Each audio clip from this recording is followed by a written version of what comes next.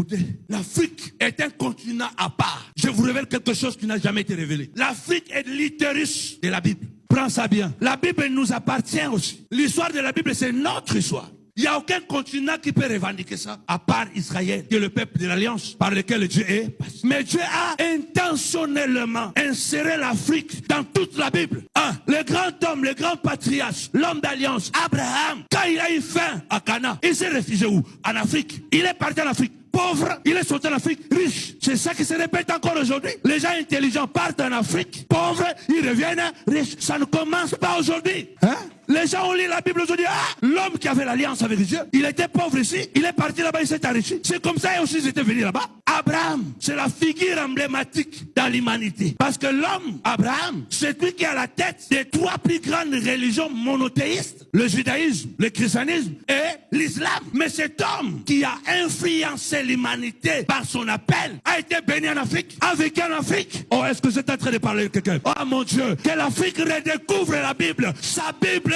Je ne parle pas de qui que ce soit. Il est question d'Abraham. Et Dieu lui a dit, tu auras une nation, un homme. Dieu lui dit, tu auras une nation. Et cette nation sera formée quelque part pendant 400 ans. Et c'est quelque part, c'était dans une région du monde où Dieu a scandaleusement béni. Parce que l'Afrique, c'est un scandale géologique. Dieu ne peut pas ne pas aimer l'Afrique et insérer l'Afrique dans la Bible et enrichir le sous-sol africain comme jamais par ailleurs dans le monde. Joseph, il était un Africain d'adoption. Joseph est parti en Égypte, il avait à peu près 17 ans. Donc c'était un Africain d'adoption. Et c'est Joseph qui a marqué l'histoire. Joseph a appris en Afrique. Sautons Joseph. Jacob, le patriarche qui a reçu les promesses, comme quoi c'est à partir de lui que l'Israël sera formé. Joseph devenu grand en Afrique. La Bible dit qu'il fait venir son père, le grand Jacob, est venu en Afrique. Je vous ai dit que l'Afrique c'est l'utérus de la Bible. L'Afrique c'est le rempart de la Bible. L'Afrique c'est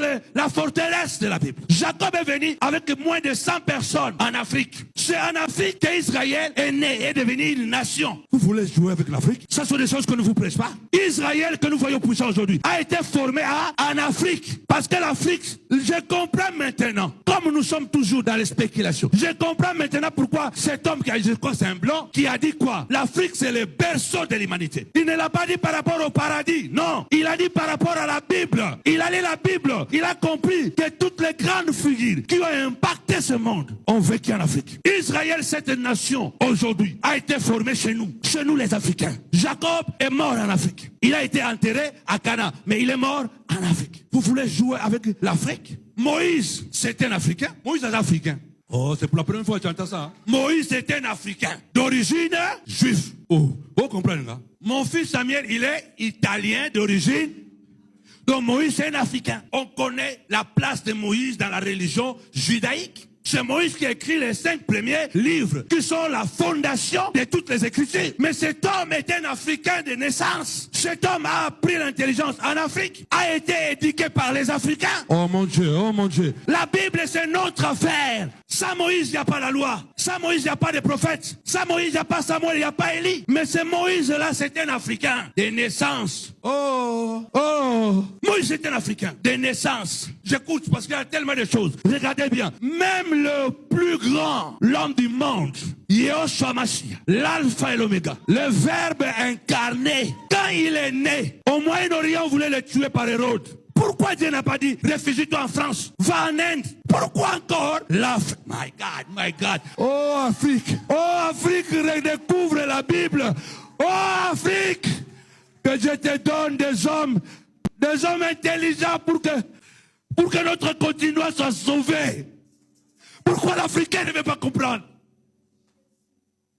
Pourquoi l'Africain ne veut pas lire? Pourquoi l'Africain ne veut pas connaître?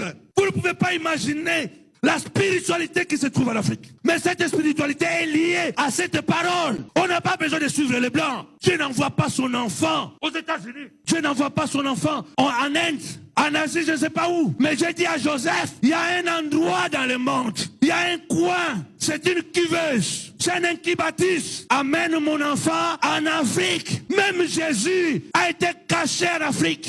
L'Afrique, c'est la protection. C'est le rempart de la parole. Sans l'Afrique, la Bible n'aurait pas été préservée parce que la Bible en personne a été cachée en Afrique pour accomplir la mission du salut du monde. Cette Bible a été cachée en Afrique. Est-ce que tu comprends les choses que je prêche, mon fils? On va vous dire tout simplement, la Bible a été importée. C'est le livre des Blancs. C'est notre livre. Parce que c'est nous qui sommes littéris, le rempart de cette parole. Regardez, quand Jésus, le temps est arrivé, j'ai dit encore à Joseph, ramène mon fils de l'Afrique, qu'il revienne. Et vous pensez que Dieu fait des choses au hasard? C'est l'Africain qui n'a pas le temps de lire son histoire spirituelle, de la connecter avec la parole qui nous appartient. C'est un Africain qui est en quelque sorte le fondateur. Moïse, c'est un Africain de naissance. Regardez, Jésus est condamné par les Juifs et par les Romains, pas par les Africains. Les Africains n'ont pas participé à la mort de Jésus. Dieu a tout fait. Pourtant, la Bible est bien dit. L'Africain a une destinée. C'est pourquoi vous voyez que le mot, les douleurs, les difficultés qui sont en Afrique, c'est par rapport à sa destinée pour l'humanité. Dieu a tout fait de ne pas nous faire participer à la mort de Jésus. Nous sommes condamnés parce que le monde entier a péché. Mais le péché direct là, de l'assassinat de Jésus, nous, on n'a rien à voir là-dedans. D'ailleurs, pendant que Jésus porte sa croix, c'est un Africain.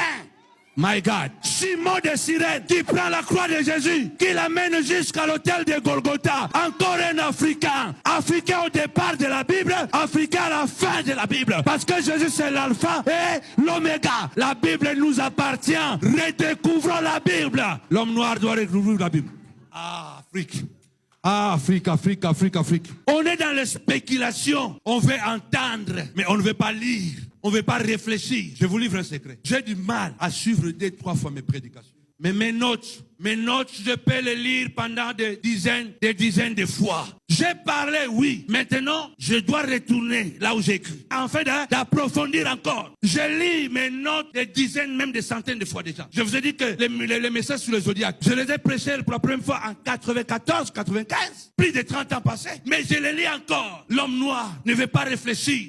Il n'y a pas un continent dans le monde, à part Israël, qui peut se revendiquer de la Bible. Vous avez toujours entendu, on nous a importé la Bible. C'est une importation des Européens. La Bible nous a été imposée. Mais la Bible a été imposée aux Européens. Et les Européens, comme ils sont intelligents, ils ont découvert que ce livre cache des mystères. Ils l'ont utilisé et ils ont regardé l'oiseau. Ils ont fait l'avion. Nous, on a regardé l'oiseau. On a vu la viande. Dieu veut que nous réfléchissions. Dieu n'a pas créé les avions. Mais il avait déjà créé les avions. Dieu avait déjà créé les avions. Dieu avait déjà créé les bateaux avant que les bateaux existent.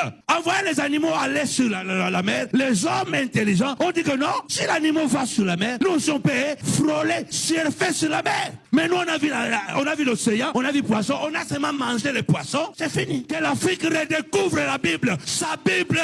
Abonnez-vous pour ne pas rater nos prochaines vidéos. Que le Seigneur vous bénisse. Amen. Oh Afrique, que je te donne des hommes intelligents pour que notre continent soit sauvé.